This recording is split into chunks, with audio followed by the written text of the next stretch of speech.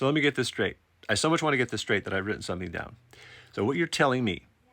is that a notoriously unscrupulous real estate mogul and fake reality star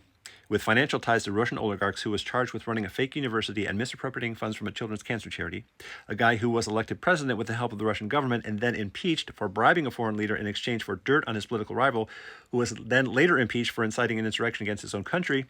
a guy who was convicted by a jury of his peers of 34 felonies related to falsifying business records in order to cover up an affair with an adult film star in the lead up to an election, who was also convicted of defrauding the state of New York to the tune of hundreds of millions of dollars, who was also found liable for defamation and rape, a guy who ran a terrible campaign that was majorly outspent by his opponent and that was almost entirely funded in his final weeks by tech billionaires, including the richest man in the world, who was known to have been speaking regularly with Putin and who told Tucker Carlson that if his team didn't win the election, he would probably be going to jail,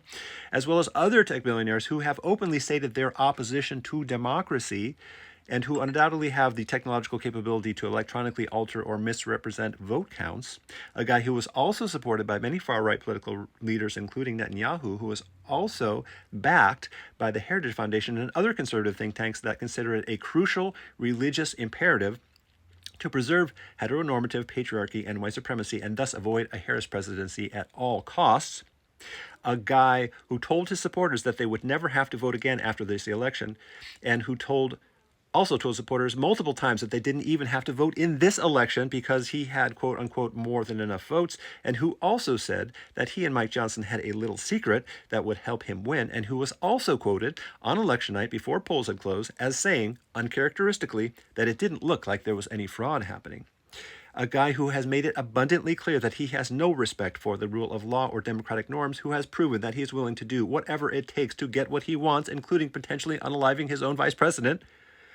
A guy who is desperate to avoid going to prison, who would be psychologically devastated by losing to a black woman, and who would, furthermore would feel totally justified in cheating because he believes he was cheated the last time. You're telling me that this proven serial cheater didn't cheat in what was easily the most consequential event of his entire lifetime, and that he still managed to win all the swing states plus the Senate and the House, all despite record voter registration and mail-in voting tallies. Is that what you're telling me? Got it.